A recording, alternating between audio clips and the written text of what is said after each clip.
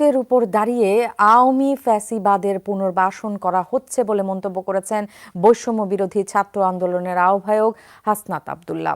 উপদেষ্টা হিসেবে যাদের নিয়োগ দেয়া হচ্ছে তাদের অবদান নিয়েও প্রশ্ন তুলেছেন সমন্বয়করা।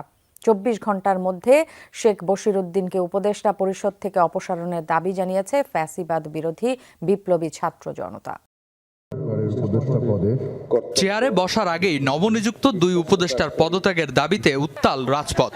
শপথ গ্রহণের আগেই তাদের নিয়োগ বাতিলের দাবি ওঠে।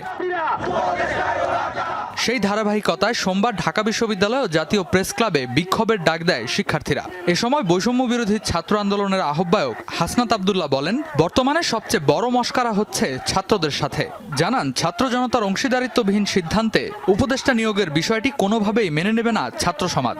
ফ্যাসিবাদের যারা দোষর, ফ্যাসিবাদের সাথে যাদের দূরতম সম্পর্ক রয়েছে, গত 16 বছর ফ্যাসিবাদের নুন খেয়ে যারা গুণ গিয়েছে, তাদেরকে 24 পরবর্তী বাংলাদেশে আমরা কোন ফরম্যাটেই তাদের পুনর্বাসন আমরা দেখতে চাই না। উপদেষ্টাদেরকে স্পষ্ট করতে হবে, গত এই 16 বছরে তাদেরকে আপনারা নিয়োগ দিচ্ছেন। এ সময় অন্যান্য বক্তারা বলেন, জুলাই আগস্টে ফেসবুকে দু একটি পোস্ট দিয়েই উপদেষ্টা হওয়া যাচ্ছে। রাতের আধারে যেমন ভোট হয়েছে তেমন ভাবে উপদেষ্টা নিয়োগ হচ্ছে বলে অভিযোগ তাদের। মোস্তফা সরোয়ার ফারুকী কিভাবে নিয়োগ পেলেন তা নিয়েও প্রশ্ন তোলেন তারা।